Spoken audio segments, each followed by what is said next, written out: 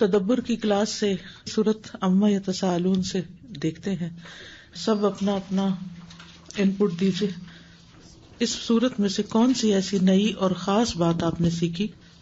السلام علیکم استاذہ. وعلیکم السلام. استاذہ یہ سورہ میں جو آپ نے عقابہ کا میننگ جب بتایا تھا تو وہ مطلب پتہ تھا، لیکن جس طرح سے جب گہرائی میں سمجھا تو مجھے ایسا لگا کہ میں نے اس آیت کو، اس لفظ کو پہلی دفعہ سمجھا ہے کہ وہ دہور، وہ زمانہ جو لا تنقطع ہے، جس میں کوئی گیپ نہیں آئے گا، وہ مدتیں چلتی رہیں گی.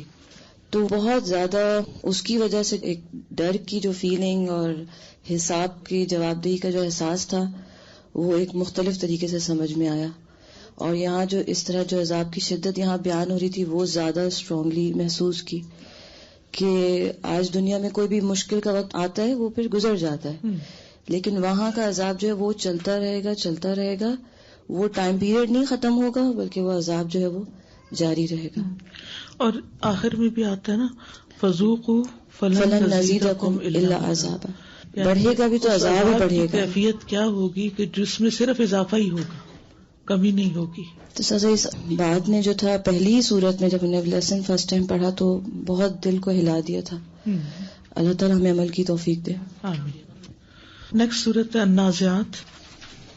استاد اس کے جو اختتام پر جو بات آئی ہے نا کہ جب طامت الکبریٰ جب برپا ہو جائے گی، وہ بڑی جو آفت ہے وہ آ جائے گی، اور اس وقت پھر یہ ہوگا کہ جو دو گروہوں میں لوگ بٹ جائیں گے کہ ایک کا جو ٹھکانہ ہے جس کا جہنم ہے اور پھر ایک کا ٹھکانہ ہے. تو جن کا ٹھکانہ جہنم ہوگا وہ لوگ ہوں گے جو اللہ تعالیٰ کے سامنے کھڑے ہونے سے انہوں نے خوف نہیں کیا ہوگا، ان کو کوئی ڈر نہیں تھا. تو جس طرح سیکوینس پچھلی سورت کا اور یہ والی سورت کا چلتا ہے، بلکہ عمومی طور پر تیسرے پارے کا سارا سبق ہی یہ ہے کہ حساب سے کون ڈرتا ہے، قیامت پر کون کتنا یقین رکھتا ہے، اور اس کو مد نظر رکھتے ہوئے کوئی کس طرح عمل کرتا ہے. تو اللہ تعالیٰ اپنی جتنی نعمتیں اس میں گنواتے ہیں، اس میں ایک بات یہ کہ ہم کتنا اللہ تعالیٰ کا شکر ادا کرتے ہیں، ان نعمتوں کو پا کر ہم کیا حق جو ہے وہ ادا کرنے کی کوشش کرتے ہیں، اور ان نعمتوں کا بروئے کار لا کر ہم اپنی آخرت کے لیے کتنا سامان جو ہے وہ تیار کر رہے ہیں. تو وہ ساری چیزوں سے فائدہ تب اٹھایا جائے گا جب واقعی اللہ تعالیٰ کی خشیت اور اللہ تعالیٰ کے سامنے کھڑے ہونے کا ہم میں خوف ہوگا. اس میں بھی جو اس کی پہلی آیت ہے نا، یہ مجھے بہت ڈرا دیتی ہے. والنازعات غرقا، کہ جان کنی کی جو کیفیت ہے اور جس طرح اندر سے وہ کھینچ کے نکال لیں گے فرشتے کہ انسان کو پتہ بھی نہیں چلتا. یعنی باہر جو سامنے کھڑا ہے وہ کچھ بھی نہیں دیکھ پا رہا. یعنی جیسے فرشتوں کا آنا ہے اور جان لینا ہے.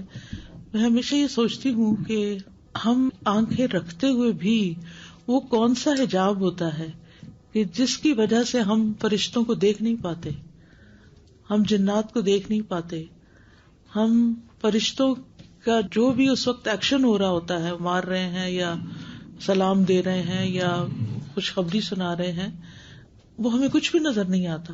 یعنی وہ غیب کا کیسا پردہ ہے.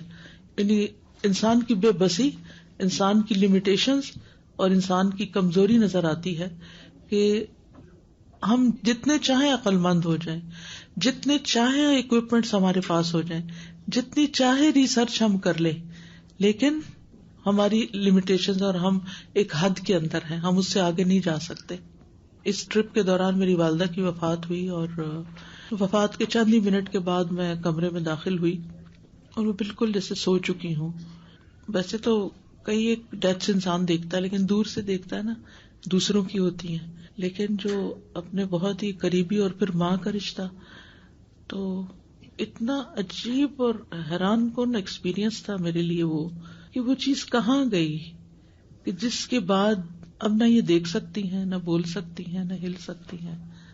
ماں ایک ایسی ہستی ہوتی ہے نا کہ جو ہر چھوٹی بڑی بات پر آپ کو انسٹرکشنز دے رہی ہوتی ہے، آپ کی فکر کر رہی ہوتی ہے، آپ کو دعائیں دے رہی ہوتی ہے، آپ کو سمجھا رہی ہوتی ہے، آپ کے بارے میں کنسرنڈ ہوتی ہے.